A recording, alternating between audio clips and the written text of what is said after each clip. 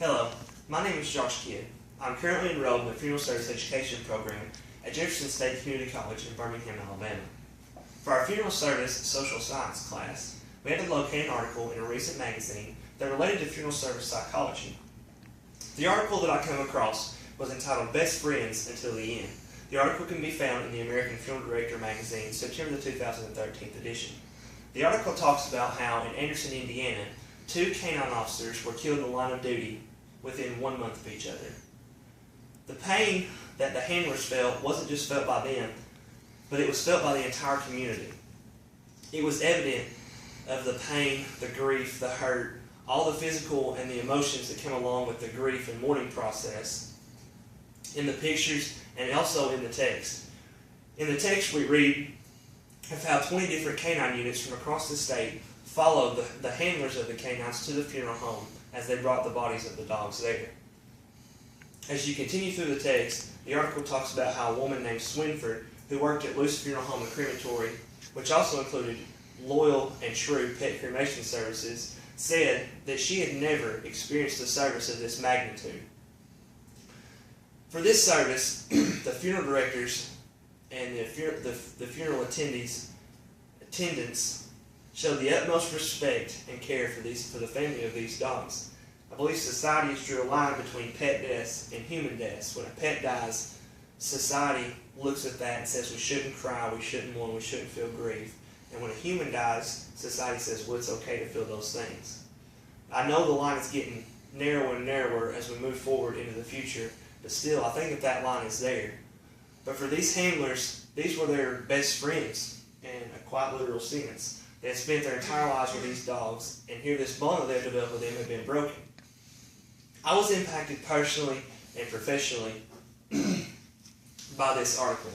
I was affected professionally because I seen how the funeral directors gave this family the utmost respect and the utmost care, even though it was just a pet. I seen how they went above and beyond what they were supposed to do for the handlers of this canine unit and for the police force that was affected, the entire community that was affected by the deaths. They went above and beyond their call of what they were supposed to do just for these pets. I seen the care and the compassion that they showed to this family.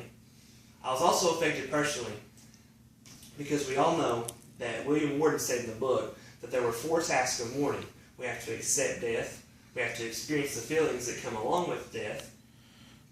We have to break the bonds that we have with the loved one that is deceased. We have to break those bonds. Then we have to reinvest them elsewhere, whether it be a charitable organization, a different person, and so forth. I was affected personally because I personally experienced those 4 tasks of mourning in losing a pet myself. When I was a young child, we had a golden retriever. Her name was Comet, and we done everything together. We jumped on the trampoline, we swam, we played ball together, we laid down, we run around outside. She was mine and my sister's best friend, and we developed a bond. It's not necessarily the person or the pet, but rather it's the bond that you develop, that whenever you lose that bond, it hurts. That's what causes grief and pain, the physical and emotional responses that come along with those things. We found Comet dead in the middle of the road, and I can remember as a young boy feeling so much pain and hurt.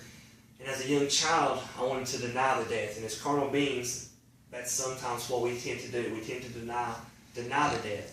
But I had to come to terms that she had died. And when I done that, when I come to terms, when I accepted death, just like Worden had said, I had to experience the things that come along with that. I cried and I mourned. My sister and I both did. We had to experience those things. We had to let those things go. And it was encouraged by my family. My family and my friends, my nana and papa, they encouraged us, just to let it go. Let the feelings come out, and it's okay to cry and experience those things. After that, I had to break those bonds. I had to let go of her. I had to let go of her memories. I had to let go of her being there. I had to get used to living without my dog being there. My best friend, I had to get used to that. And when I did that, I had to reinvest those bonds. I had to reinvest those bonds in another dog that we got. And after I reinvested those bonds in my other dog, I was able to fully, successfully grieve and get over those things. I really enjoyed reading this article, and like I said, it affected me both professionally and personally. And I think we can all take this, and I think we can all use it to better ourselves in our funeral directing profession.